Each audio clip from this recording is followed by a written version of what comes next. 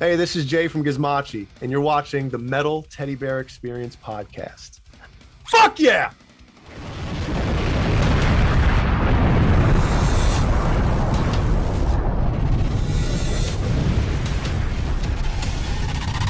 The Metal Teddy Bear Experience has begun.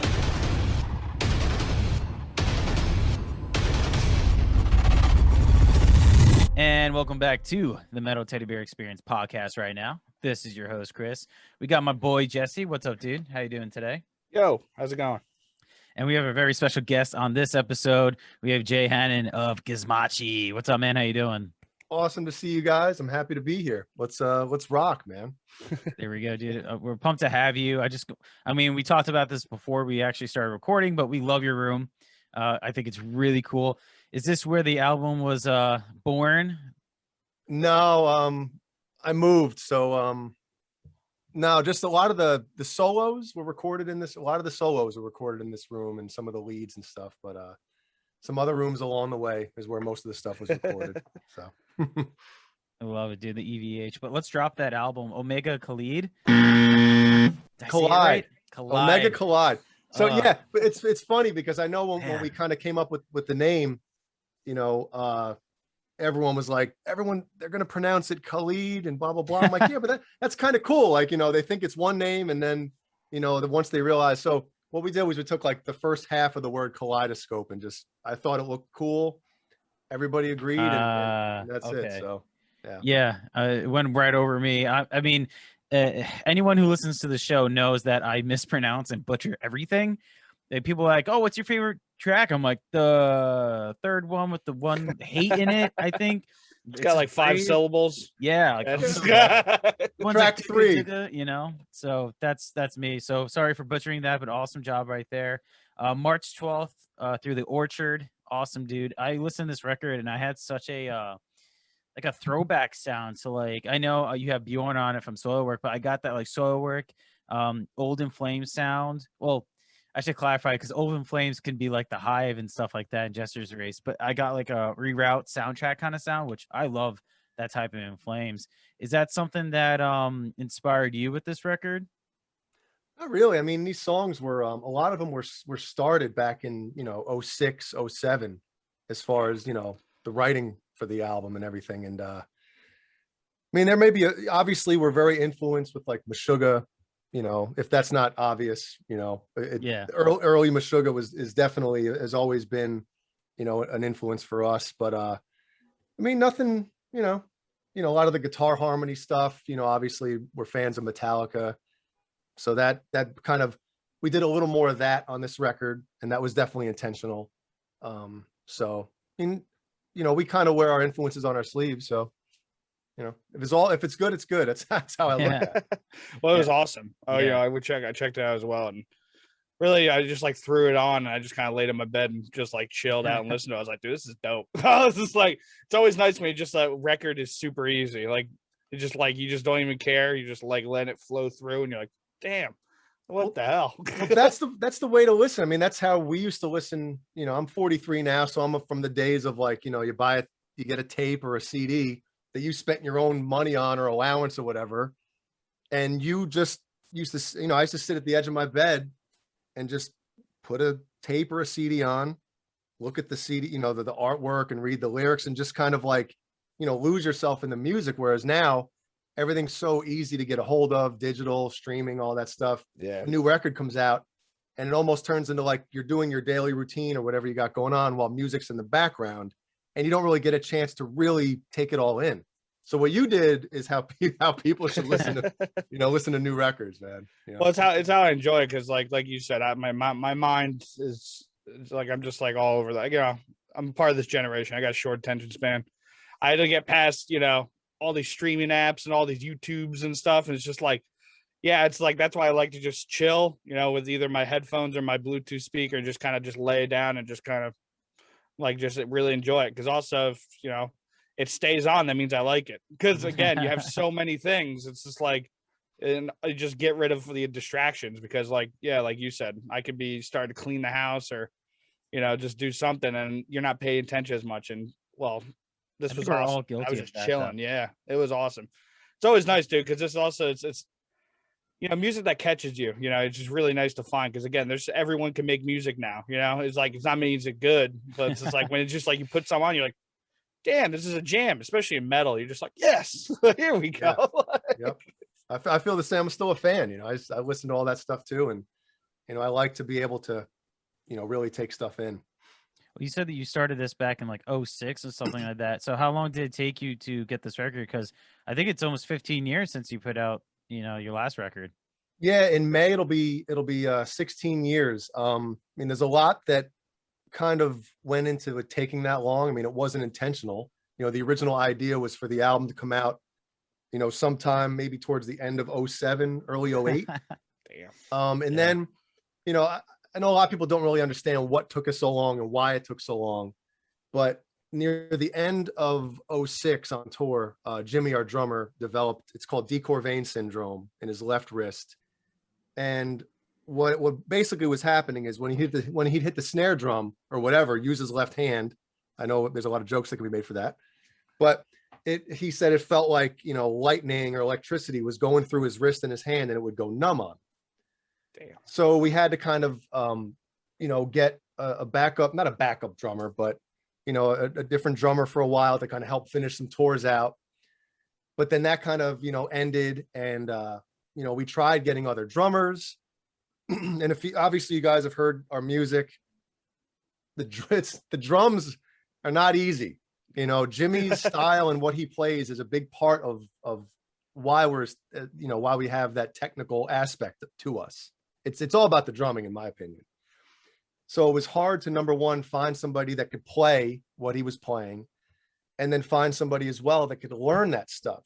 Playing, it's one thing, but learning somebody else's little nuances that they do, and getting all that stuff in a short time frame to be able to go on tour.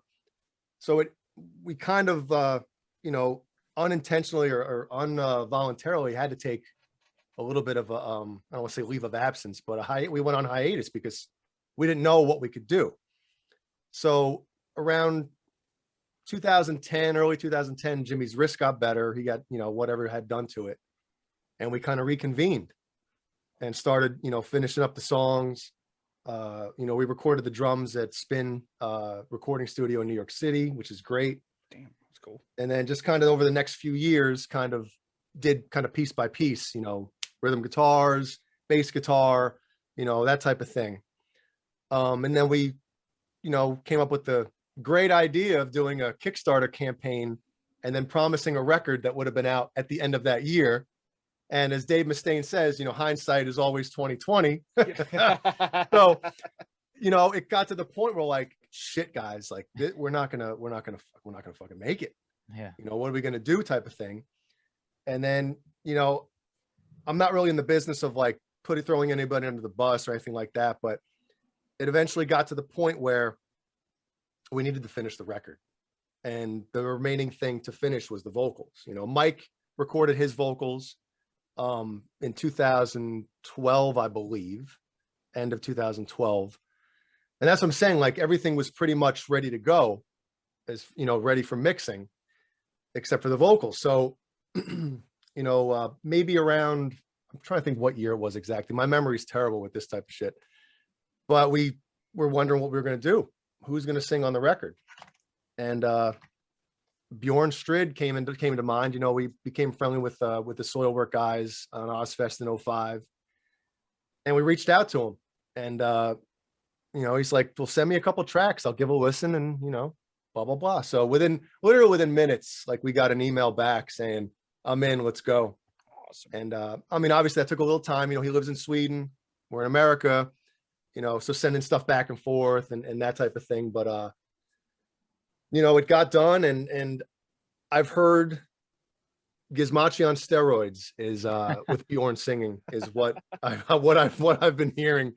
And that's awesome to hear that. And I feel like this album coming out now, it's a good thing as far as, the music goes. If this album would have came out earlier, it might not have been finished completely.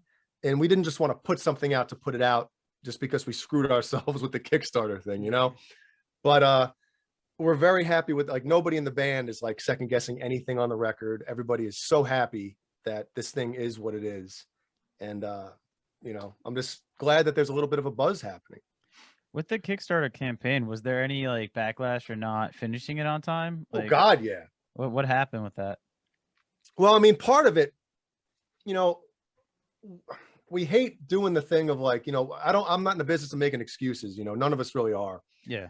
But it is embarrassing to, if you think, you know, when I think about it, because, you know, when you promise something and people help out with their money to help you finish a record, and then all of a sudden you go AWOL, you know, it was really embarrassing. Then all of a sudden I saw, I think on like the PRP or something, you know, I forget how many years ago now, it was like Gizmachi still hasn't fulfilled their 2012 Kickstarter.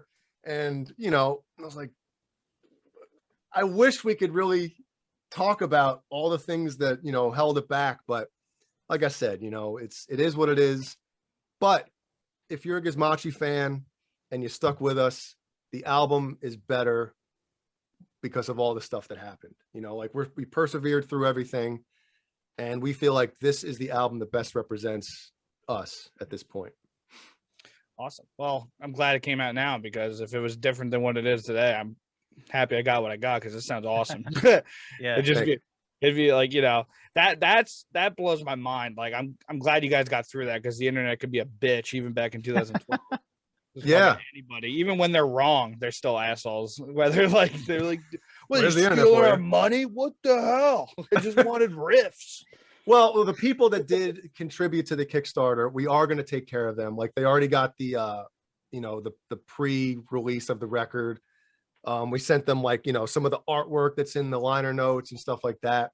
We sent them like a demo track that we worked on from 06 of one of the songs. We sent them a couple other fun, you know, just some fun stuff, you know, like some extra things. And then also when their CDs get shipped, because, you know, with what's happening in the world, you know, the CDs got delayed a little bit, which of course it happens to us when we're trying to get things out. But, you know, we're going to do extra things for them as well. When we actually ship the physical packages to people, we're going to include some extra stuff too. So we do feel bad, like I said, and we're going to make it up to people as best we can, you know. Was there anyone asking for their like money back and stuff like that? Like, or Yeah, no? we saw a comment on, I don't want to specify where it is because whatever, but it was basically like I contributed to the Kickstarter and, you know, whatever. And then I hope this record flops, you know, that type of thing. Like they almost felt betrayed that we didn't like put it out in time. But I mean, that's the thing. You got to expect things like that, you know? Yeah. I hope, you know, because the email went out with the files for the CD. So I hope that person got them and actually listened to it and said, you know what? This album is actually really good. I feel bad for saying that. Better late than never, right? Yeah. Well, Better late than never. Yeah. It's also goofy to say that, because even if like you guys like did take his money and like all the negative things he thought, it's like, well, the record, it's still like you financed it. Would you really want your like finance to suck? Like it's still like your money still went. So it's like kind of weird. It's like, yeah, I want my money to go to waste. Fuck you guys. It's like, oh, you idiot. Yeah. Well, speaking about Bjorn right now, so is he a full-time member in the band, or is this like a one appearance kind of thing? I wish he was a member of Gizmachi. No, it's definitely not going to be a one-time appearance. Like if we do anything in the future, as far as, you know, recording stuff, we definitely want him to be a part of it. We don't want it to just be like, oh, Gizmachi put that one album out with Bjorn. Like we almost feel like, you know, like you said before, it doesn't sound like it. Obviously Bjorn has a very iconic, in my opinion, iconic metal voice. Yeah. You know, it's him as soon as you hear him. You know, it's very identifiable. You hear Bjorn, that's Bjorn. But I think it sounds like Gizmachi with Bjorn on vocals. It doesn't sound like Soilwork and that type of thing. So I don't want it to be just that one record that we did with Bjorn on vocals. You know, if we do anything going forward, we would definitely like him to be a part of it, you know? No, I definitely get that. Is Sean still in the band though, or no? He's out now. Okay. Yeah, no, I think Bjorn was definitely a huge positive to this album too. Like you said, it's its own sound. It sounds like Gizmachi, and I think that was really cool. And he added so many like you have your single "Look What I've Become." Mhm. Didn't butcher that one. So that, so that That one's a little easier. So yeah. Right? But the music video and the song where you guys start going like really chaotic towards the bridge, I would say like build it up, build it down, whatever. yeah. I feel like I'm like, oh man, Bjorn's vocals are fit really well with this like chaotic feel you guys have going there. Is that something you were just like looking forward to? Like, oh, what's he gonna do at this part? Well, yeah, but that was the first track he actually sent back that he finished. Was Look What Okay. I Become, and it didn't have a song. I think it was what was that track? We had like just numbers. Everything before Bjorn did his vocals, I think that was track 8. So when he sent track 8 back to us, I put it on, and me and my wife were sitting there on the couch, and literally like a couple seconds after the verse kicked in, we looked at each other and we're like, yes, yes. Not that we had any doubt, but there's always that thing like, this isn't his band. What's it going to sound like? And we, these songs, we don't really know what they were going to sound like with his vocals either. But once it was like, holy crap, this fits. It really, it complemented both. The vocals complement the music, and the music complements the vocals as well. He definitely, the dynamics are there with all the stuff he did too. So. And you guys were never together. It was all done by like separately. Like you guys just sent the tracks and he sent them all back. Yep. That's extra awesome. Isn't that amazing? I mean, Yes. obviously we would love to play these songs in a room with him one day or on stage with him one day. But the fact that you can actually record a record, halfway around the world with somebody is really cool. It really usually have like one person, at least maybe the main songwriter or somebody like, maybe do this. It is like, just, man, here you go, man. Do it. Yeah, well, Consummate there was professional. There was a couple little ideas in here, it wasn't anything like, oh no, it was just like, what you have, that's really cool what you did, kind of, carry that on or something.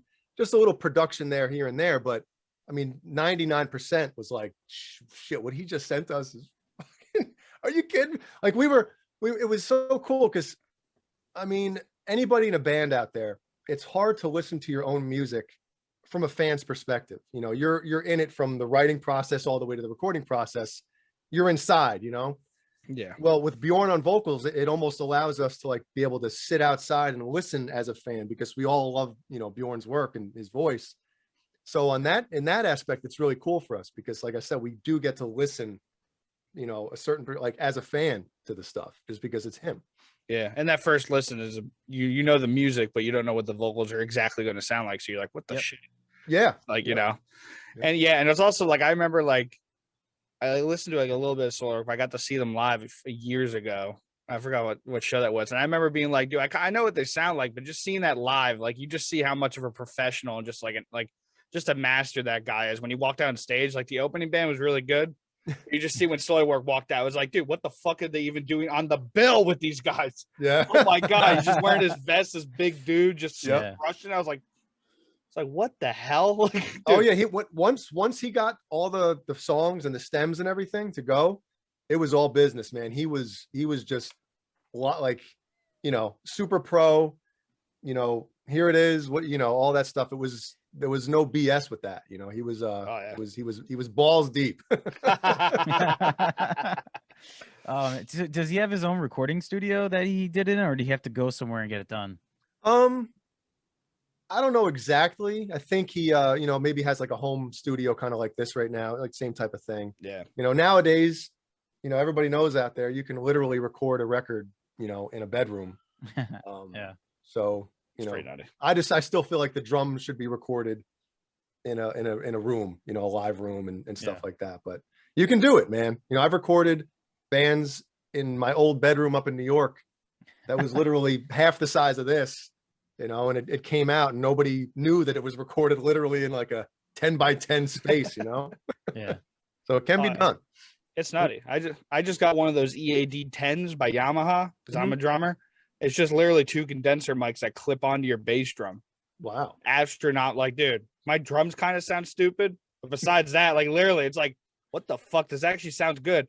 And because I wasn't able to play drums for like a few years, my actual acoustic kit, and I barely tuned anything, and I was just like plugged it in. I was like, dude, this actually sounds good. Imagine actually like buy new heads and just like actually, because you were able to like trigger you're able to like put reverb and like effects or whatever you want, so you can make it sound like a little echoey and Yeah. make the room sound bigger. I'm like, what the hell? That's just 2 mics. This is like Yeah, tuning drums is a pain in the ass, right? yeah, fuck that. Yeah, I never got more upset when I'd like I think I did a talent show and like my snare just like actually the bottom head blew out somehow traveling. I was just like, oh my God. Like I was just like new to drums too. I was like, I don't know what to do. Like yeah, you set it up. It sounds like a tom. You're like, yeah, what? I was like, what is this? It sounds really bad. I was like, oh my God, it's broken. And I suck at tuning, and I got to go on like 30 seconds to butcher a System of a Down song in front of like 40 kids. That's when you just borrow somebody else's. Hey man, Hey dog. then you break their snare drum. Yeah, dude. Yeah, it's amazing. Oh man. so you produced and engineered this whole record, right? Well, yeah, everything except for Bjorn's vocals. Yep. Yeah. Was that because I mean you've done 2 albums with Byzantine, right? Was this similar? Yeah, technically 3. I engineered their self-titled one. I didn't get production credit, but that's okay. I still love them. But the next 2, yes, the next 2 definitely more involved in the the pre-production and structures and all that stuff and things. Okay. Yep. So comparing that to this album, working with it, was there like more pressure on this record because it's like your own product, or is it different? Like how did it feel? I think pressure, like this is personally, I think the pressure I put on myself is worse than the pressure I feel working with another band, because I'm that type of person. I'm very hard on myself, like, and the Gizmachi, I was supposed to mix the Gizmachi record, but it got to the point where I was second guessing every move I made. I had the other guys in the band kind of pull me in different directions, which is normal. Everybody's a creative person in the band. Everybody kind of wants, maybe what they hear. Yeah. So when it got to that point, I was like, guys, I don't think I can mix this record. Another band can send me their demos, then like, hey, we want you to mix this. And I can kind of hear the demos, and instantly I know in my mind or my brain of like how it's going to sound, where things need to go. But with our own music, it was very difficult. And that's kind of the difference, man. Like when I do the Byzantine stuff or whatever other band, I don't want to say easy because it's not, but more of like a focus, like straight ahead. I know what's going on. With our own stuff, I was all over the place and just pulling my hair out. My wife is like, you gotta stop. And then when it's your own stuff too, there's really no time frame type of thing. Like, oh, I'll work on a mix tonight. When it's other people's stuff and you have a deadline. Yeah. You got to do it. And I think I work better when it's like that. When it's like, hey, it needs to be done by this date, and there's no excuses. I think some people like myself work better like that. Well, this was you guys put this album out through the Orchard, right? Yeah, well, just as distribution, yes. Yeah. Okay. So do you have any intentions of signing with a label, signing with them long term, or do you like doing like the DIY kind of thing? We tried to we sent out a couple tracks to a few labels, but for some reason, it didn't For this record? why. Yeah, it's very weird. We had some people send it out, and they weren't sure about the whole touring thing. Yeah. If we were going to be like a sustainable band, like, is Bjorn your singer? And it's like, well, no, but so they kind of wanted, multiple labels actually kind of wanted that, concrete, are you guys going to do this? Are you guys going to do that? And we couldn't really honestly tell them yes. So I think that's part of the reason. But, I hope in a few months, maybe some of these labels look back and they're like, shit, we should have signed Gizmachi, Right? even if it was just for that one record, Yeah, it's like, are you like, do you think it's just like with some time behind the record as it comes out, and maybe like, because are you guys planning on like touring, obviously, when things come back to normal, or are you guys going to kind of just write music and maybe play shows around when it's like convenient, because of social life and your like personal lives and stuff? It's the original plan was the album was written, was done, all this stuff. Let's just put it out and it was almost going to be like our swan song type of thing. Like, hey, this is the last album, the last you'll ever hear of us. Hope you like it. See you later. But over the past maybe year, we've gotten that itch back, man, where everybody's kind of like into it again. And we don't want to make any promises about anything, but there's definitely going to be more music. I know we were talking about, and I don't want to talk, release or divulge too much information yet, but Yeah. if the buzz kind of continues with this record, we're thinking about maybe doing like a little bit of we've never done anything with covers.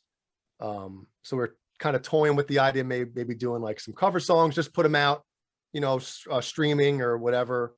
And then also, which was kind of like, I'm dying to do, is something in the same vein of like Meshuggah Eye or Dream Theater Change of Seasons, where it's like just one like 20 something minute song where you just do whatever the fuck you want to do. There's no rules to it, like you don't have to worry about structure, you don't have to worry about anything. It's just like, let's just put together this big, huge, epic song. So there's ideas we got. I mean, as far as the touring goes, we got to see what the options are. And, I'm sure that if something came up like some festivals or something, whether it be in Europe or America, we threw around the idea internally with the band. Obviously nothing's been discussed with Bjorn yet, but what if Soilwork or one of his other bands is on a festival?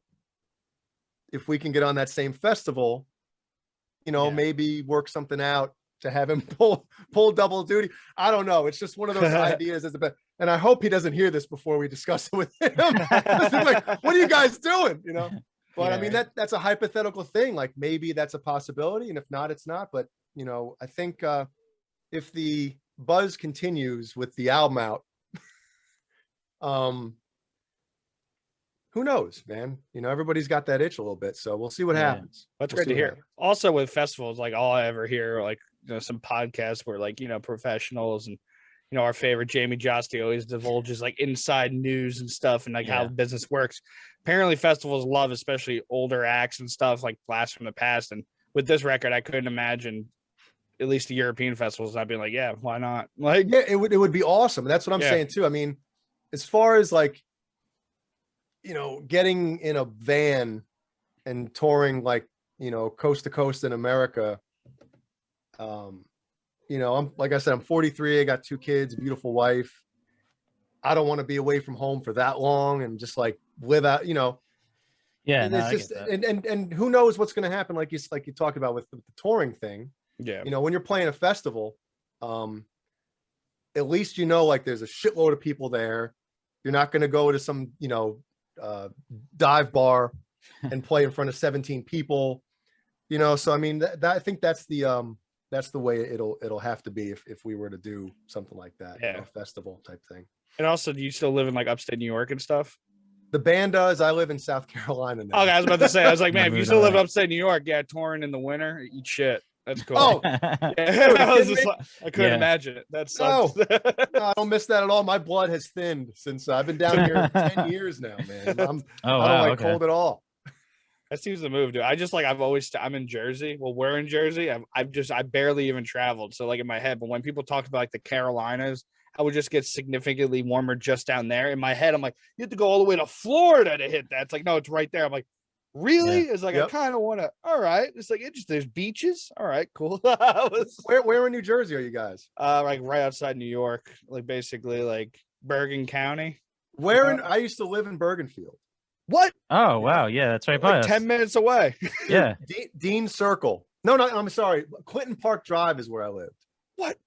Yep. I'm That's bad with awesome. street names, so I definitely know Bergenfield. That's sick. I know the circle too. Yeah. Yeah. Clinton Park Drive, man. Yep. I lived there for probably about 2 years. My parents, were from, my mom was from Dumont. My dad was from River Edge. Oh, there we go. So- Dumont. We have a lot of friends in Dumont. It's actually Yep. funny. We go to that Wendy's in Bergenfield all the time. Oh, dude. Oh, no shit. if I die from overweight and bad eating. It's gonna be that Wendy's fault. Let me tell you, that 1 a.m. hit. Like it's the one that stayed open till 3. I was like, I guess we'll go to the Bergenfield Wendy's again. I don't know. Dude, the Baconator is like the best thing they have. Oh, I love it so much. And then the spicy chicken sandwich. That's all his game house right there. Oh, it's That brutal, dude. way. I just start sweating in my brow. It's like, oh, the night's just beginning. It's 2:30. It's just beginning. Oh, let's go back to someone's house. Now I just want to stop and get Wendy's, guys. Oh yeah. Me too. Have Oh, a crap. Grubhub to us. All right, interview's over. We gotta go to the Wendy's. No, let's just take this mobily and we'll Yeah. continue the A Yeah, mobile mukbang interview. Oh my god. This is a newer segment on our show. It's called Get to Know the Band, and we're gonna get to know Gizmachi. So we're gonna ask you a couple of questions, and you're gonna tell us which members best relate to the question. So question number one. Oh, this is gonna be good. Okay. Yeah.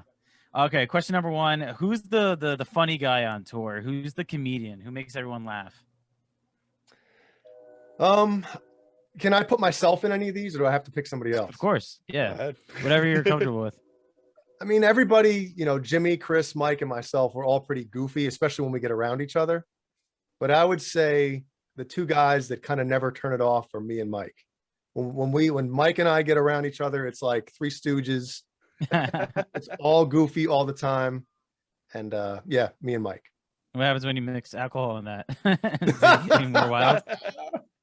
Amplify it by 100 because it gets even more goofy. So Oh, dude. And that nice drunk language, it doesn't make sense to anyone that's sober. then we It's just just like, reenact movie Yeah. lines and stuff, and yeah. Dude, why does that always happen when you start drinking? It's weird. It's just like everything, like all the like you're just like, yeah, that one, yeah, that one. It's just hours of that. I remember I sobered up in the middle of doing something like that, and you like lose the ability to understand what people are talking about when they're drunk. You're like, wait, no. But you just like stop speaking the language as you sober. You're like, no, this sucks now. No, I gotta start drinking more. What happened? This was funny a few minutes ago. What happened? The worst. I was like, what? How's this possible? I understood all this slurring. Like, what's this? I mean, if you couldn't tell, Jesse's our funny guy in the group. Well, I don't shut up, so funny things happen occasionally. So He's the funny guy. All right, question number two. Who's the band member that needs their space, kind of needs their alone time? Jimmy. And I'm not knocking him at all. I love Jimmy's my brother-in-law. I love him. Oh, He's one nice. of my closest friends. But Jimmy does not like doing any like interviews. He's the type of person. He's almost like Neil Peart from Rush, how he was, where like, you come up to him after a show and you're like, oh man, that drums, all the drums and stuff like that. And Jimmy, he's just like, he doesn't really care about that. He just wants to play, loves music, loves metal, just wants to play drums, doesn't like any of the extra, any of the extra stuff that goes along with it. I'll put it that Well, way. I'm sure it could be like overwhelming when someone's like complimenting you, like, great, the drums there, and you're like, how do you take all those compliments sometimes? Like, you're just like, thanks. Like, Yeah, I mean, thank you. he just for some reason just doesn't really resonate, and I respect that. I totally understand it. So everybody's different, and you got to respect that. he just gets on his motorbike and drives to the next city while you guys party, just like Neil Peart. Yeah, I know, right? When I learned he did But that, no, I'm it's the like, wow. same type of thing. I remember the one interview with Neil. He was saying about, you get people coming up, and obviously Rush huge, Gizmachi, but Jeez. For now. it's he had a hard time with like people coming up to him and acting like they knew him for 30 years, like almost like they were his friend. And he was like, I have no idea who you are. I mean, Jimmy wasn't at that level, but at the same time, he just wants to play drums, Yeah. Well, I guess a good thing Neil didn't really do podcasts because, man, he'd hate it. That's how the weird thing is. I'm a big podcast fan, and I don't like talk. I feel like I'm annoying people, so I don't really talk to them when I meat them usually. But like I might just say hi. But man, is that you do get fooled in? You're like, dude, what about this and this? You're like, this guy doesn't know my name. You're like, oh yeah, no, back off. You're just an outsider. and I get it, as a fan of music. I mean, it's hard to, but most, especially rock stars and people that have, been in the music industry for years and years, the last thing they want to do is talk to somebody about their music. Yeah. If you want to talk to somebody like that, bring up, if you find out what their hobbies are, if you find out at like motorcycles or something like Neil Peart was like, Yeah. talk to him about that, don't talk to him about his drumming that he's, so I have one friend who's like that, where whenever we go anywhere, it doesn't even have to be a show or whatever, he would always like find someone and talk to them about whatever it may be. And then like he's really good friends with this one band. And I was like, how'd you like, he's like, oh no, I went out for a cigarette and we just started talking football. And from there, now he has like a long relationship with the band. Like they call him up, like, hey, we're playing shows. I'm like, dude, seriously, you went for a cigarette and talked about football, and now you guys are like great friends. Like that is the the hell? key. Any music fans out there, that is the key in order like to get to talk, have a normal conversation with a band that you like, is don't, oh man, you guys are the best, don't go him with that. Find out what they like, in their personal lives and their hobbies or whatever, and string, oh yeah, you guys are all right, like Yeah. And don't do that drunk, really close talking. oh Try to avoid God. that. Hey bro, you know that show. Was I just throw an arm over? You're like, oh my God, this guy's breath stinks. Just fucking, he's just... Dude, I smelled what he had for breakfast. It was so bad. Yep. Okay, who's the guy who's most likely found sleeping somewhere? Mike Balls. You like his naps? Naps, holy crap. Hibernation is more like it. We one tour we did with Soulfly, we had to the tour started in California, so we had to drive from New York. Yeah, was that the tour? Yeah, I think that was the tour. It's we lived in New York. We were in New York. We had to drive all the way out to California to start this tour. I forget how long it took us to drive, but he literally slept for like 21 hours straight. It felt like it was just like he'd pop his head up every once in a while, maybe eat or whatever. But like, it was to the point where like, is Mike dead? It was the same thing. And he's gonna kill me for this shit. But you know what? Screw it, right? He's the same guy as well that after a show, the band loads out as a collective group. No one's at the point of like, oh, bro, I'm not loading out, it's everybody's shit. Well, there was so many times where Mike be off. Next thing you know, we're breaking our backs loading the drums and the cabs and everything on the trailer. Mike's over there on the phone. Mike, get the fuck, get the fuck on. What are you doing? Oh, I'm just on the phone real quick, like that type of shit. But that's the beauty though. Everybody has their little things that might piss everybody else off, but hey, it's a part of us, That's Well, awesome. we actually had a funny story about that too, where like the one band member didn't help the other person like loading out or whatever. So that like it happened 2 times in a row, I think. And they were like, you know what? We're gonna prank you. We're gonna get back at you. So apparently when it went to a hotel room, they took the entire mattress and put it into the bathroom. So when they came into the hotel, they're like, where's the bed? Like, where's the mattress? And then they went in the bathroom and it's just like they somehow fit it in there. Yeah, how the hell do you fit a hotel mattress in the bathroom? Sure, we made it fit. It's not getting out though. It's not getting out. Yeah, you're not getting that out, right? Yeah. Holy shit. Yeah, it was really fucking funny when I heard that. I was like, oh my God. Oh my So, all right, who's the band member that's always hungry?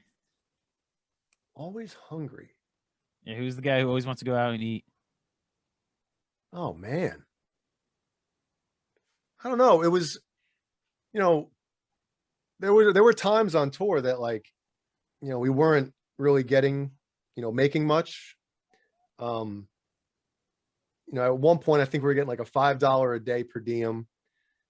So basically it was like, I'd stock up on like peanut butter and jelly, and I have like a peanut butter and jelly sandwich twice a day. And then for dinner, like, a club would like, get pizza or cold cuts and that type of thing. I don't I know. remember bands would talk about the Taco Bell menu where it was like 88 cents. Remember like the way back, it's like 88 cents or something for like a small taco. I remember like one band was talking, I was like, dude, that was like our life.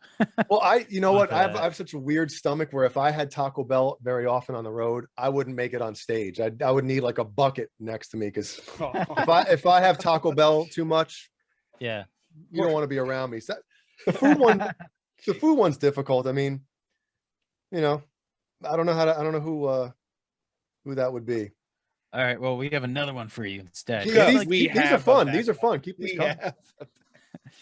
Who's the mom and dad in the band? Who's the guy who's acting like the parent? Gilmore, Chris, the bass player. Is it because he's like I know some people sometimes the bands act like the touring managers or the manager of the band. Is that why? I don't know. He just had more of a I don't want to say he's more serious, but when it comes down to I love this term, brass tacks. Chris is the one, if you want to have a serious conversation in the midst of, pandemonium, Chris is the one that kind of would steer us straight if we needed to get serious about something. Like, hey guys, I know you guys are acting like lunatics right now, but we need to, get on the ball here with whatever it was. Yeah. So Chris is definitely that one. That's why I love asking these questions. You find out all about the band members, and like you kind of need all those different personalities for it to work. For like you really do. Yeah, you need it. I love you it. really do. If everybody was the same person on tour, everybody kind of had their little thing that they did that helped drive everything. And if you have 5 psychopaths, you just got to torpedo your band after like 3 shows. Like, Yeah, we you're couldn't not get anywhere. We're still Yeah, we loading only- up our stuff. All right, we got one more for you. Who's the negative Nancy on the tour? Who's the guy who's most likely going to complain? Now, it could be like in a bad way or like a funny way, like a comedian, Bill Burr kind of thing. Well, yeah, that would be me. The negative in a funny kind of like that type of thing is definitely me. I still do it to this day. I mean, my wife will tell you, but I try to make light of it. I complain, but it's in a funny way. And that I'm not like a negative person in general. I think it's funny sometimes to just bitch about stuff for no reason, to kind of get 100%. people thinking like, hey, you know what? You got a point. I know. See what I'm saying? But also I'm not the type of person that like gets into something to bring everybody down. I don't do that. It's just more of a funny, funny type of thing. It's the way to be. It's really fun to make fun of a shitty situation. Yeah, it definitely Really is. easy. You ever move shit in the rain? Oh, it's just great. Just start making fun of it immediately. You're like, this sucks. I'm not having fun. It's like, I agree. This all sucks. You're like, yeah. Hey guys, you see there's 7 people in the crowd tonight? This is gonna be awesome. Dude, we're gonna crush 7 people's world right now. But you know what's funny about that too is like sometimes I remember we played the show in, I believe it was Maine, and it was either late January or early February. It was fucking cold. Oof. It was one of those, I used to like kind of warm up in the van or the bus on Ozzfest that we had for one time. Well, this is one of those shows that it was so cold that if we went outside for any extended period of time, like it took you so long to like thaw out going inside, you couldn't play, like your fingers didn't work, Oh man. So we get to this gig. I forget the name of it, but it was almost like a pool hall type of thing, right? Where you go in, there was this huge staircase going down, and it was a pool hall, right? And then they had this one, like if you keep going down, and then to the right, they had this room, literally a room that was very narrow. And I don't want to say deep, but I guess when you consider how narrow the room was, it was pretty deep. The stage was all the way to the back. And the stage was like this high, like it's a foot off the ground. Might as well have just had us set up on the ground, Yeah.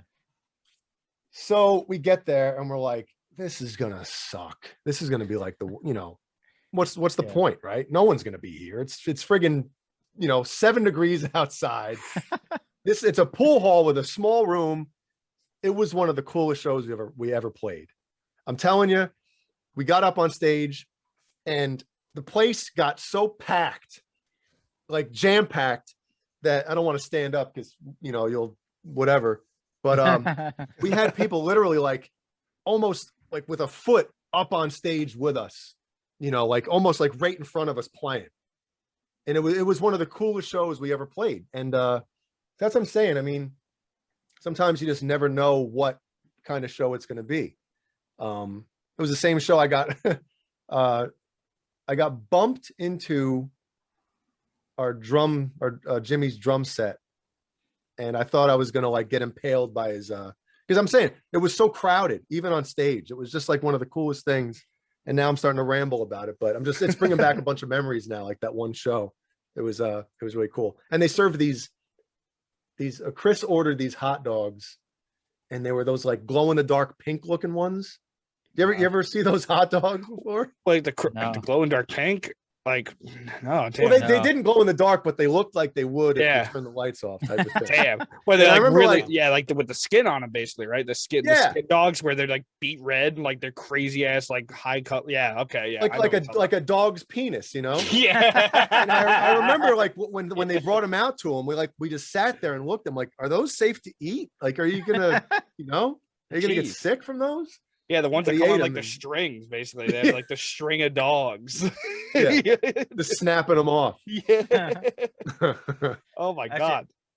I mean, you were on Ozzfest 2005, and dude, there were so many killer bands on this. I mean, for people who don't know, there's Black Sabbath, Iron Maiden, Rob Zombie, Killswitch, Child's Fall, Black Dahlia Murder, all those times. So, what was like one of your favorite moments about being on that tour on Ozzfest?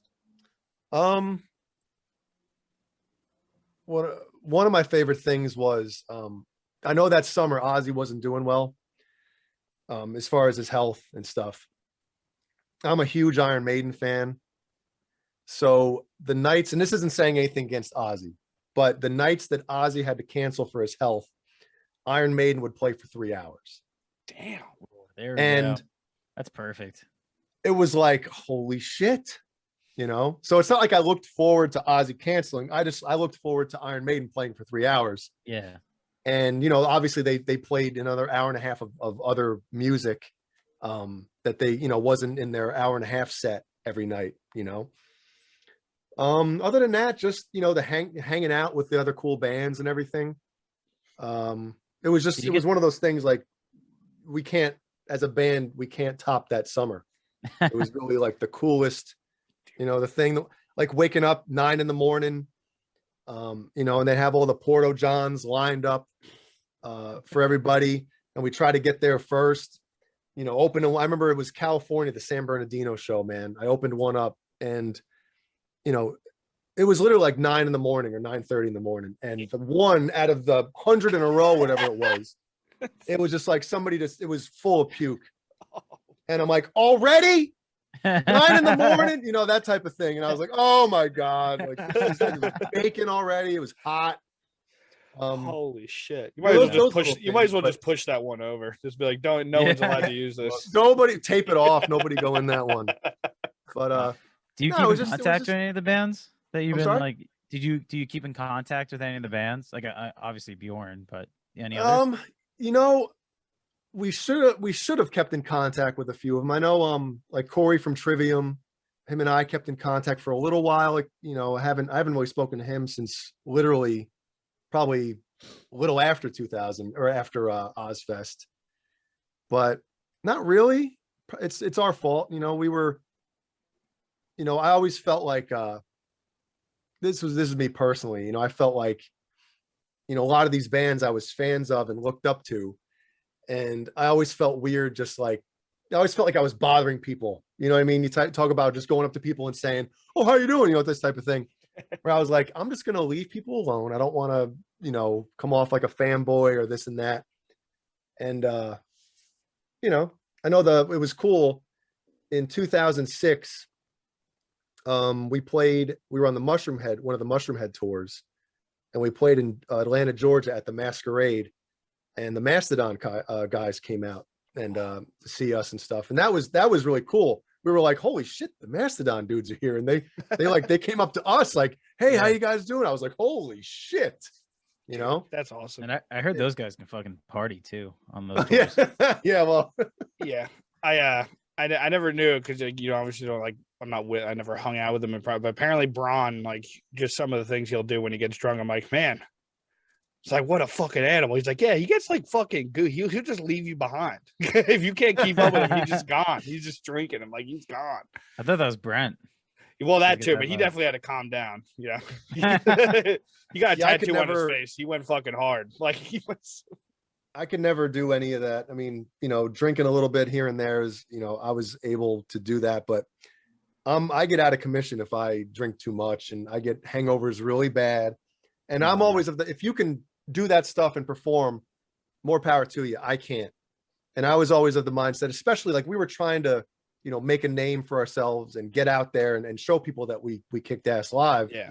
Yeah. And, you know, my belief was, for me personally, was you're up on stage, you're playing, whether it's, you know, a 20-minute or whatever the hell it was set on Ozzfest, or 45-minute set in direct support of a band, or you're playing for an hour, whatever it was, that the 23 hours before that, you know, I would never do anything to like, to kind of screw up that short time we had on stage, you know. And that was kind of how I, you know, conducted myself on tour. It was always about playing live and not doing anything that would hinder, you know, me being up there and playing my best and just being, you know, being the best I could be, you know? Yeah. Yeah. I hear a lot about that. It's hard. And it's hard. I'm sorry to cut you off, but you're it's good. sometimes it is very hard. I mean, everybody knows rock and roll, man. You know, you get out there and there's a lot of things easily accessible. Yeah. But you know, us, pretty much everybody in the band, really, we weren't into all that stuff, you know. So we kind of kept our noses clean in that sense, but it's very easy to get caught up in a lot of that shit. Well, I always heard Yeah, about Ozzfest being crazy. Mayhem Fest, I heard they did like a theme. Every band had to come up with a theme or something for Mayhem Fest, and I heard Ozzfest was kind of similar, where almost every night it was like some sort of rager going on. Yeah, well, you know, I kind of enjoyed playing video games on the bus a little more than no, we used to, it's Yeah. funny, we used to hang out with, me and Jimmy, the drummer, would hang out with Dirk when he was in Soilwork, now he's in Megadeth. And we would set up this thing called the drumometer, where you connect, it's almost like a trigger attaches to the drum head or the kick drum head, whatever you want to do. And you kind of, you know, do this to see how many times you can hit the drum in an extended period of time. So we were like, we'd stay up all night doing that type of shit. You know, like, hey, oh, you know, like, okay, you go now, you know, that type of thing, and just talking music and stuff. To me, that was a lot of fun doing that type of thing. Yeah, that's like almost better in that way.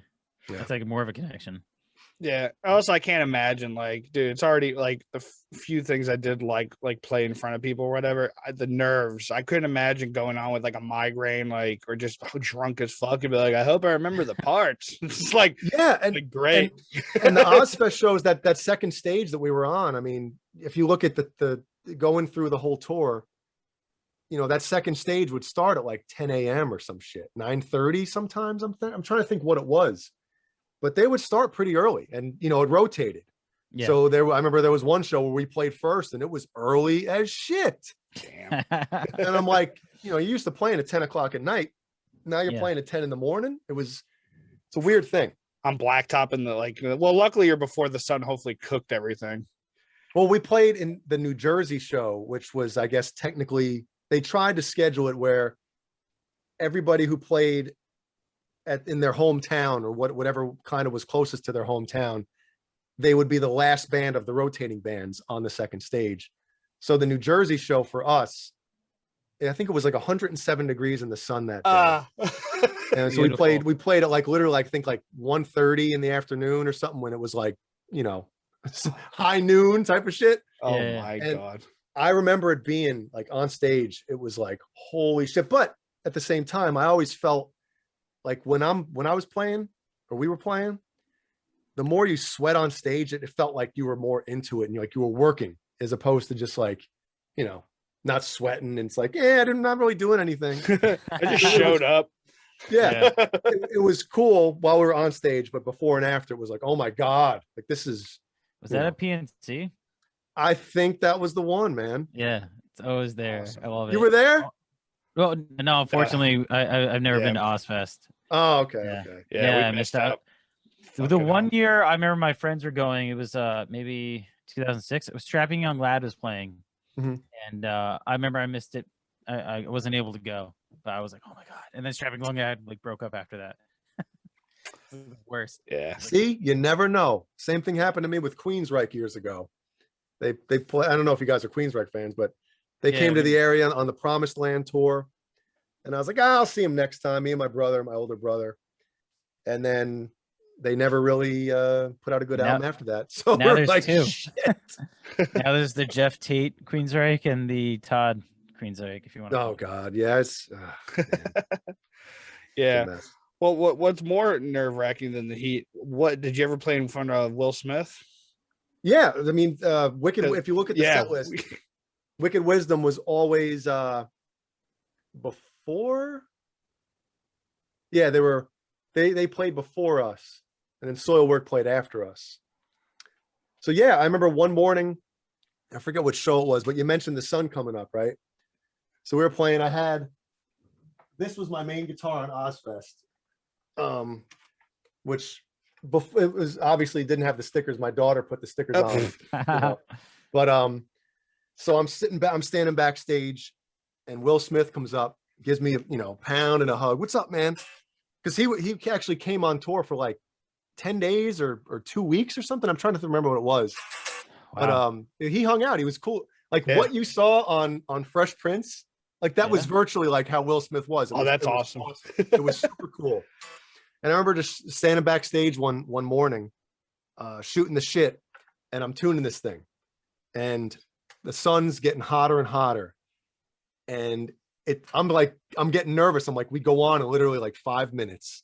Will Smith is standing here talking to me, and I can't. Not that these guitars stay in tune better than anything Ibanez guitars do, but with that sun coming up, and all of a sudden the temperature changes, the humidity's changing. I'm like, this thing is not staying in fucking tune. Oh my God. So I'm talking to Will Smith, nervous enough as it is, and my guitar won't stay in tune, and I'm going on literally within minutes. I'm like, I'm crapping my pants, So, but he was cool, man. He was really cool. Yeah, I remember as a kid when I learned, because I got into metal young, and then obviously YouTube starts happening, so you start Googling. Big Bury Your Dead fan, and I remember it was like, and then find out his wife was in Wicked Wisdom, Wisdom. Yeah, Wicked Wisdom, yeah. Yeah, and then it was like, yeah, look at Will Smith watching Bury Your Dead. I was like, what the fuck? Yeah. I was like, what? So weird. I think he actually went on stage with them one show and did the last part of, I guess, the end of the song or end of their set. Yeah, the I losing think it he part. got on. Yeah. Yeah, I think he got on there and started chanting stuff with them. It was pretty cool. Oh my God, what legends, dude. Look at that thing, dude. Like, I'm guessing, I'm just gonna shot in the dark. Big Eddie Van Halen fan. Who's that? Who's that? Yeah, man. Oh, Yep. man. That's The awesome. greatest, the king. Oh, dude. By the way, is that Eddie in the back? The alien thing? I can't really tell, but it kind of looks like Eddie. No, that I should tell people that, but no, it's just they had this at like Spirit Halloween, that store. Oh yeah. So he went like the day after Halloween when everything's half price, You So got it. And it was one of those things, like once I set it up, I was like, you realize that this thing isn't just a Halloween decoration. Like this is staying up here. it. Yeah. This is a forever thing. This Yes. is part of the family now. It's not getting broken down. It's Well, you staying said up you loved Iron Maiden, so I was like, oh shit, maybe that is Eddie back there. here. Eddie or no, never mind. So the random silly question segment. Question number 1: what was the last thing you Googled? Oh shit. I love that Probably reaction too. Probably something to do with big butts or something. Either something to do with big butts or how to spell a word. I would it's probably something like that. It's probably some stupid word where you're like, you don't know how to spell that? I was like, let's go with big. Let's go with something with big butts. Let's Big go butts. with that. Yeah. Yeah, I like that. I like the words. The sneaky words always get me, like the Patrice O'Neill bit about banana. It's like, how many BANANNA, whatever the fuck what's that one song say? It's like, yeah, it's like, how many N's are in banana? Fuck. Jesse, what'd you Google? I Googled Ozzfest 2005. Where are the Harry Potter movies located on the streaming sites? Let me check. I'll check. Can you search for that? Yeah, you can. No, Well, I have the last thing I Googled because I use Bing, I think sometimes. Use dude, Bing. Yeah. That was one of You Jesse's could? bit. just because they give you like credit towards like getting Yeah. Xbox Live points and shit like that. Oh yeah, dude. If you're on top of that, my boss literally just like, it's almost like a second job. He's like, Yeah. Google like Bing's everything, and I'm like, He's like, yeah, I got another 3 months. I'm like, all right. I'm like, So the last thing I Googled was, I'm a boxing fan. So the last thing I Googled was Tarver versus Jones 2. So when Antonio Tarver fought Roy Jones the Oh, second yeah. time. So that was my last actual Google. are you preparing for his boxing fight with Frank Mir, that weird 60-year-old champion versus a very aged MMA fighter? Ah, man, I don't know. When that type of stuff happens, when guys are like beyond their prime, I mean, it's cool for like nostalgia purposes, but Yeah. like, it doesn't really mean anything because it's not going to affect, their legacy because they're old. So it's like, even Yeah. if somebody gets their ass whooped, it's like, well, they were done anyway. So it doesn't really affect what, Yeah, that's how I felt with the Tyson Roy Jones fight. Because Tyson people, is like, full of everybody shit. knows Tyson, and like I'm Yeah. a big fight fan. Like I'm mainly MMA, but I love boxing, especially big boxing fights. They just feel awesome, like when they're coming around. But the Tyson fight, everyone's like, yeah, Tyson's just coming up. He's gonna fight this guy. I'm like, this guy. Like, I know he's old and like he's Yeah. definitely run his course, but Jesus Christ, man, this guy's a legend. Like, If y'all must have forgot. Did you hear the song? Come if Roy Jones retired after he beat John Ruiz to win the heavyweight champion, he would have went down without a doubt as the greatest fighter of all time. Oh, If he would have retired after he beat Ruiz as the heavyweight champion, there'd be no argument. But it's one of those things, like, he got a little older and it affected especially in his style too. Like he literally style on people. He's so fast, but the second you slow down even a little bit trying to do that stuff, it's just like all some of these young guys like, oh, that doesn't actually look as crazy as it did on TV, and bank, and they just hit him. It's like, oh my god. Yeah. No. Yep. I also feel like in that Tyson fight, I feel like Tyson was a little gentle with him. I don't know. I don't think Tyson wanted to kill him. Yeah. That, and then also, I was like, Tyson said he was kind of worried too. Like he didn't want to get like knocked out too. Well, did you hear what Tyson said? He was literally like, because Roy Jones did get the beating. Like his body, he didn't get hit in the head too much, but man, Tyson's like, all right, I'm not gonna punch you in the face as hard as I can. I'm gonna beat the shit out of your body though. And he beat the crap out of his body. And everyone was asking, Roy, are you all right? He's like, is he all right? I got punched in the face too. Like, no, they're like, it's like, Mike, come on, you should know. You beat the crap out of this guy. All right, question number 2. All right, this one's a silly one.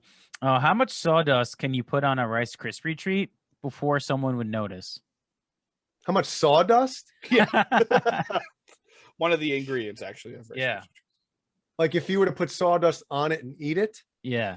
You know how like fancy restaurants where they offer pepper, like more like if you did that with sawdust, like a little bit. All right, a little bit more. Okay, we can keep going. But they didn't know, and you handed it to them. Do you think they would notice? Like, how much can you get on there?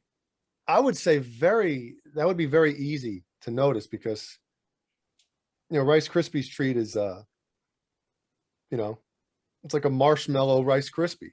And I feel like the first time your tongue or the sawdust or whatever the hell gets stuck to the inside of your mouth, you'd be like, what the fuck is in this? What did you put on this? Does this have wood glue on it? Yeah, I guess more in appearance wise too, because I mean, unless you examine your food, you might not notice when someone just hands you it, So that, or if you just baked them, I think you can get away. It might seep in if you just came out of the oven. It'd be really dirty. You get like halfway, and you'd be like, "What the hell?" Yeah, we got in 2 grams and 3 grams. Obviously a lot of drug dealers that Yeah. apparently they just know. Well, I don't know how to measure any of that shit. I just maybe what's a pinch? What's a pinch? Is there a pinch salt bag? You salt pinch bag? of salt? Yeah, maybe a pinch of sawdust. We'll go with that. All right, let's go. Last one. All right. First off, did you see the movie The Hangover? Yeah, of course. All right, great. All right, if the movie The Hangover was recasted using Gizmachi, the band members, which member would be each character? So the characters are Bradley Cooper, who was Phil, Ed Holmes, who played Stu, Zach Galifianakis played Alan, Justin Bartha played Doug, who got stuck on the roof, and Ken Jeong, Mr. Chow. Wow. I would probably, everybody wants to be the starring role, but I would probably be the Bradley Cooper, whatever his name was, kind of like Stu? Oh, sorry. Yeah. Phil. Like everything's fun and games, but all of a sudden when shit hits the fan, like, all right, I gotta kind of, I mentioned before about Gilmore kind of being the the guy to get, but I think that would be more, you know, and I honestly think Gilmore would be the one, our bass player would be the one that ends up on the roof, Doug. because Oh, man. Chris, you know, we were talking about partying before. Yeah. There was one time he got so drunk that we thought he was going to die. Like, Oh my God. Wow. so I think it'll be one of those things. Like, we'd have one of those nights where everybody be kind of getting toasted, and Gilmore would take it to that extra level. And next thing you know, he'd be on the roof somewhere. He's gone. And so, yeah, I think Gilmore would be on the roof. I would be trying to take control of the situation to kind of figure out what we're going to do. Let's see, who was the dentist? Was he a dentist? Who was the Stu? Yeah, Ed Stu. Helms. Ed Helms, yeah, Stu. man? Who would, maybe that would be Balls. Maybe that would be Balls. And who else was there? Yeah, got Zach Galifianakis Oh Al- yeah, yeah. and then Ken Jeong.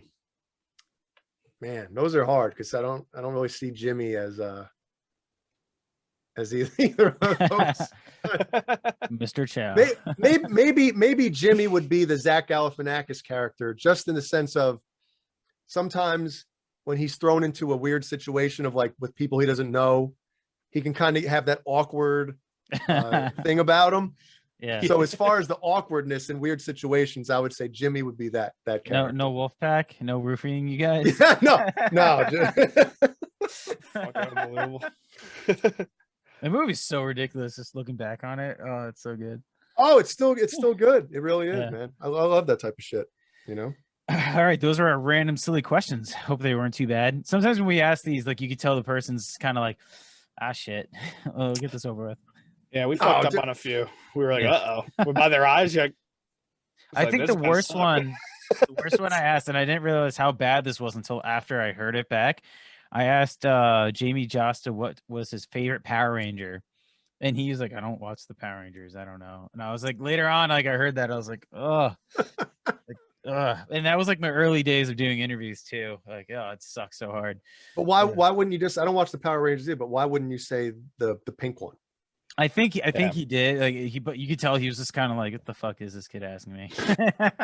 Well, you know what? I'm a Maybe- goddamn legend. What the fuck? Yeah, maybe if Gizmachi sold as many records as those guys, I'd give you the same answer. Like, I don't fucking know, man. No, but we actually did a tour with the Hatebreed Cats, and they were super cool, man. Yeah. Oh, yeah. We're- They seem amazing. Like, Yeah, we're actually still friends with Matt Byrne, the drummer, who's Oh, a he's so super good. good dude. Did you have his super good beer? dude.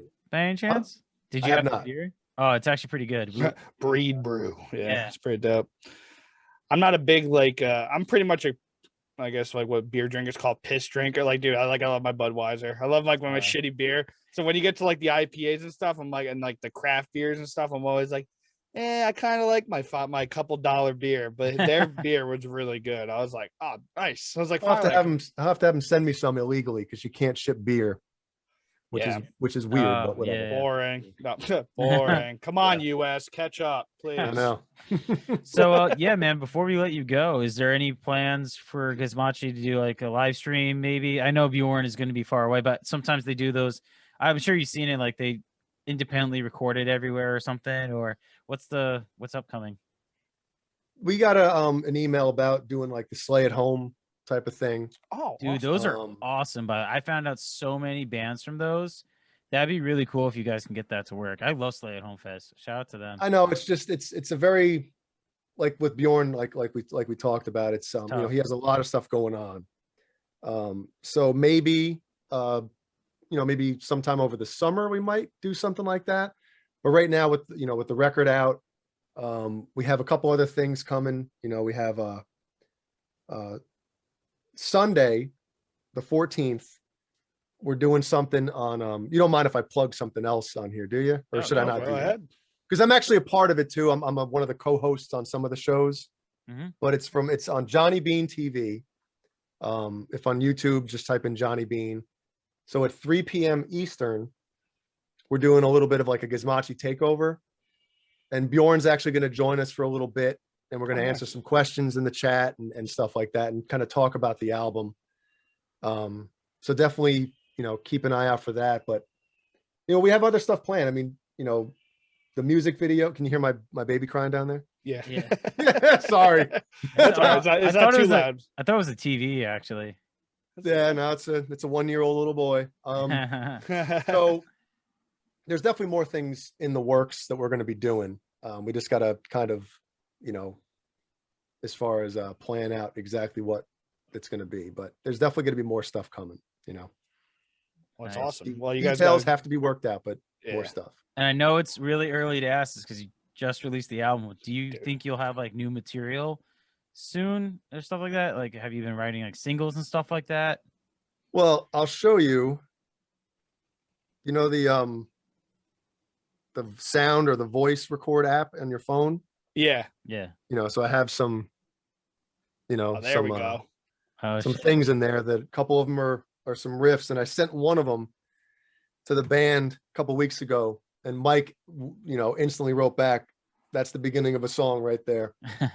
So there are, like I said, there's things in the works. We're just excited to see what happens. We hope the buzz continues with the record being released, and then if it continues, we'll definitely be doing more. And we're just happy to have this thing out, man. We really are. Oh, dude. Well, I'm Yeah. excited for you. Again, listen to the record. It's dope. It was an honor to talk to you. Yeah, dude. And I hope to keep crushing it, man. Hopefully, maybe if shows ever come back, you do like a one-off around here or something. Fucking definitely gonna stop by. It'd be like a homecoming, man. Like I said, Oh, there we go. Yeah, really. those 2 years in New Jersey, it felt like a long time because I was like, 9 and 10 and 11 or something. I'm trying to think the exact time frame, but Just It run was- into it was the cool Wendy's stuff. bar. Like, Jay Hannon is back, guys. Who? Dude, he was 11. Like, no, Yeah. Jay Hannon. Oh, okay. no, it's funny. I get like friend requests and stuff from like people I was in like 4th and 5th grade. It's like, what? I remember that name. Holy shit! Yeah. Yeah, dude, that's crazy. Dude, that's awesome though, man. Again, super proud of that. The record. You should be super. I'm not sure. I didn't do anything. You should be super proud of the record. I was about to say. I was about to take the credit as the representative job, of Jess. Gizmachi. I put it all together. These guys, they were lost until I came along. We just played. You told us what to play, and we played it. Fucking dude. hell, man. Dude, Jay, thank you so much, man. It's been a pleasure, man. Thank you, guys. It was a lot of fun. Chris, Jesse, thank you very much, Oh man. man, awesome, dude. Come back anytime. Yeah. And follow us on social media. We'll do, dude. Gizmachi Definitely. Band on Instagram, which is the one that I run. So if you want to get a hold of me personally, Yeah. that's the Well, one. actually, where's the best place to pick up the record for you guys? Wow, we're gonna miss that. Right now it's obviously all digital platforms, the streaming, and then when we finally receive the physical copies, Bandcamp, Gizmachi, Bandcamp. Nice. Got it. and Love that'll be the Bandcamp. place to, because record stores are going out. So Dying off. and the cool thing is if you want something signed, we can do that, that type of thing. And then we're going to be selling, getting some merch together as well. So keep an eye out for all that stuff too. Oh, dude, Yeah. sounds perfect. Dude, again, thank you so much. And welcome back to the Metal Teddy Bear Experience podcast. Right now, your host Chris, Jesse. What's up? It's your boy. How you doing? Nice every time I dye a shirt, by the way. Oh yeah, and flag. I got the underwear. I got the beanie. I just start pulling out merch. I got one too. After the barrel, we got our patches going right Oh, here. yeah, Well, dude. I think you're on this side when I do the camera. Oh, dude, Anyway. absolutely, dude. I look great from right below titty up. So the patch is the way to go. I look like a fucking tank. Patches. Also makes me feel like I'm official, like I work somewhere. I work. I with the will band. say though, in this angle, does my head look gigantic compared to my top? I feel like I'm kind of like in.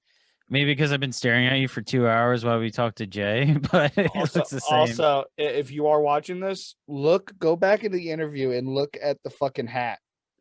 Jay had a snapback, and look, his snap was like all the way at the Dude, I was actually noticing that during the interview. I was looking Yeah, at it and wow. I looked at yours. I'm like, do you really have it on the first like the last the one? final one, the final snapback. And dude, it's not even like lower on your head. It's like up here where it would be thinner. Oh yeah, no, it's That's this crazy. thing. Yeah, it's I have to make sure it's straight because it immediately starts. It's funny. I looked remember- at that and I almost made a comment. I was like, man, I was like, I don't even met you in person. I can already tell my head's about 7 times the size of your head. I remember Jesse Leach from Killswitch Engage. I forgot where I saw, but he was like had an interview and he like they were talking about like when he first was in Killswitch, and he's like, yeah, the thing that really changed is my head size. Dude, your head gets fucking fat. It's so funny. I don't know what it is. Dude, if I lose, if you know, we're doing a little weight loss thing as just a little group of friends, and you know, fall through with it and actually lose weight, dude. If I get to 200 and my head's still this big, it's just like I'm gonna be upset because I'm gonna look like a psychopath, just Hey, like man. my tiny frame with my big ass head. What's up? Just Look fucking- at Kevin Smith, dude. When he lost all that weight, his face lost 10 pounds. I know here, but like my fucking top of my cranium is still wide as shit. You know, all I that can't, knowledge, bro. You smart, dude. It must be wicked so smart. dude, I must have like how small my brain is. There must be like 75 inches of padding around us. Dude, with your There's arms so up right much- now, you look so pale. I am the whitest man in America, dude. Dude, these lights are brutal. Like I look like I'm So Jesus. funny. Like, yeah, I got the white forearm, then the red forearm. But yeah. But anyway, Yeah, no, just shout Jay out was to our, awesome, dude. yeah, Jay, man. Shout out to Jay. Omega Khalid is what I say, but it's Collide, like the kaleidoscope. So Omega Collide. Collide. It comes out March 12th, or when this comes out, it's gonna already be out. And they use the Orchard for distribution. They're kind of independent right now, so they're gonna be going their own way. But still, dude, Jay was a pleasure to chat with. You know, he had so much knowledge from being a touring band, being a producer and engineer. You know, like he had so much going on. And to pick his brain about everything was really cool. And plus, he was just down to earth guy giving us those awesome Super shouts. friendly guy. Dude, Yeah. those shouts are awesome. Yeah, that was awesome. He's a super friendly dude. And he's from a band that like I said, like I didn't listen to much like growing up, but I heard their name all the time. Like Well- Gizmachi was just a band name that was thrown around all the time. As a kid, like where there was not much internet, like when I was younger, to when the internet, There like was you an know, internet. well, like I didn't get a lot. All my music I got from like my brother, and then Uranium, and just like interviews with bands. Like I heard Gizmachi talked about, and then Headbangers Ball. it was awesome to hear that we're going to be interviewing Gizmachi, and then gain the Because early. If you go get by the little bit Wikipedia, of they record. came out in 1998. Yeah, it's You know, crazy. and I mean, unlike Jesse here, I've been a diehard fan since 2003 when they dropped Melee. And you know, I was there's- more of a 2005. When So yeah, they actually have. If you really like this album, I know the singer's different. This album had Bjorn on it, but check out the other albums. Melee 2003 that came out, and the Imbuing. I suck at pronouncing things, so I apologize. I'm not That gonna came out in Google it. 2005.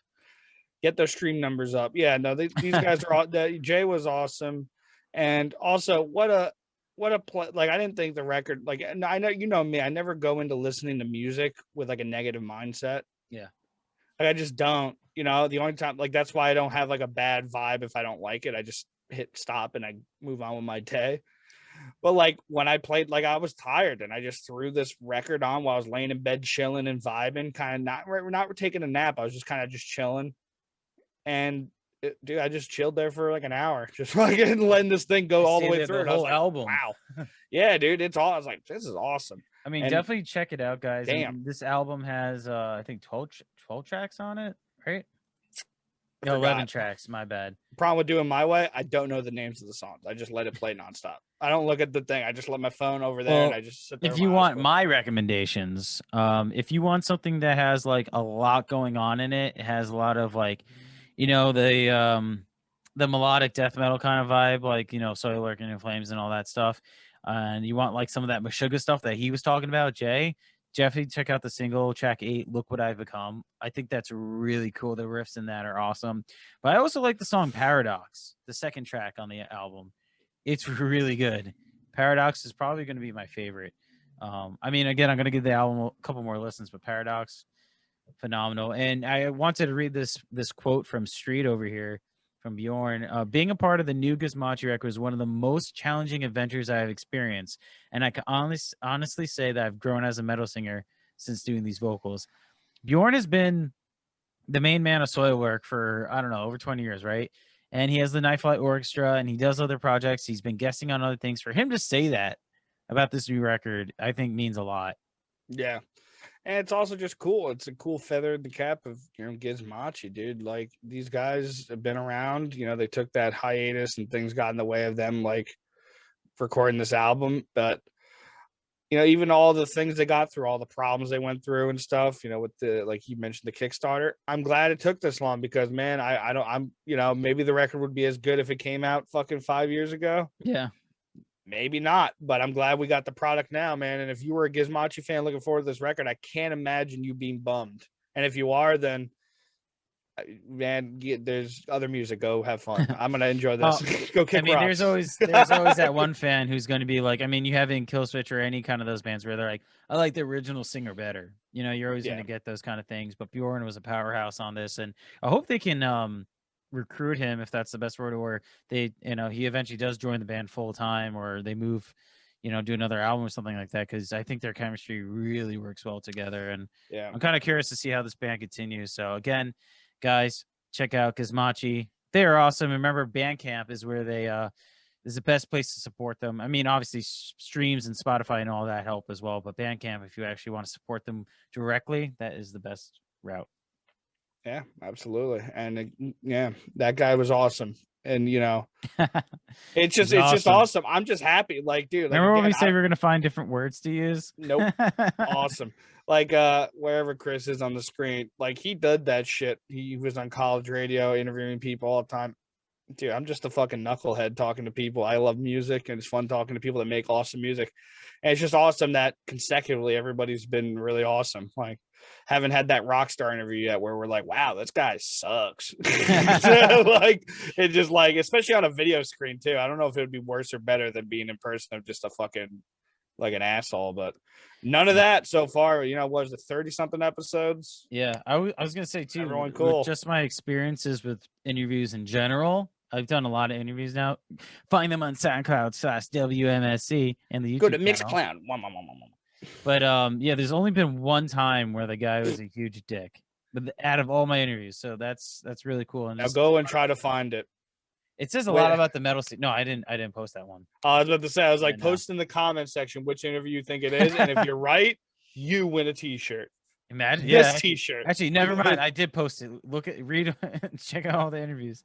But anyway, Jesse does a reaction channel. He's been doing killer jobs with his thumbnails. His reactions suck, but his thumbnails though are amazing. No, I'm just kidding. Jesse's been killing it at both games. You did Gojira recently, and I think you did another one too, right? Yeah, the one before that I did Vision of what? It was Kadeem France from Loathe. He guessed it on this band. I forgot. Void Vision. WandaVision, I think. No, not that. Disney Let me Plus look. TV series. Let me look at this. Oh, Void of Vision. Holy shit. Apparently this is just a record they already released, but basically what they did is they're doing a new version where they have a bunch of guests on the record. And one of the songs I reacted to, which is Splinter, had Kadeem France of Loathe. I had to check out. The second I saw it on Twitter, I was like, well, that's my boy. Kadeem's dope. He's alum to the fucking Metal Teddy Bear Experience podcast. Why not check it out? And it was awesome. I'm definitely going to check out more Void of Vision. Probably not going to react to more of them because I just kind of want to play the record and just listen and enjoy instead of like doing all this like light shit. But if you want to check out my things, those two are up. I tried out new stuff with them. I record my vocals separate on, whatever, all this stuff to make it better for you. YouTube.com/C/Insid1. Go check that out. Hit the bell, subscribe so you can see when I do it. I got an EAD 10 for my Yamaha, so the drum cover should be finally coming. If not, then enjoy my reactions. Been talking about those drum covers since episode. I know, but good thing I kind of waited though, because not true. My phone probably could have recorded it fine, but dude, it's kind of crazy actually how good my phone is. You're the new thing you got was really good. When you sent me those tracks, I was like, oh yeah. Shit. Well, yeah, it was it's nutty. So once I figured out how to set the camera up and actually I recorded the video and it just shook the whole time. I was like, I got to stop that because that's annoying. Yeah. So we got to check it out. Got to tune the times up. Whatever. They're going to be coming though, at least a few, and more reactions to come. YouTube.com/C/Insid1. Boy. Yeah. And Tuesday nights, I still do my show, 7 to 10, WMSC. Yeah, you can find us on iHeartRadio or WMSCRadio.com. That's all in the description below. So you can find it there. But that's every Tuesday night, 7 to 10. I play a bunch of new music. I have some interviews on there as well.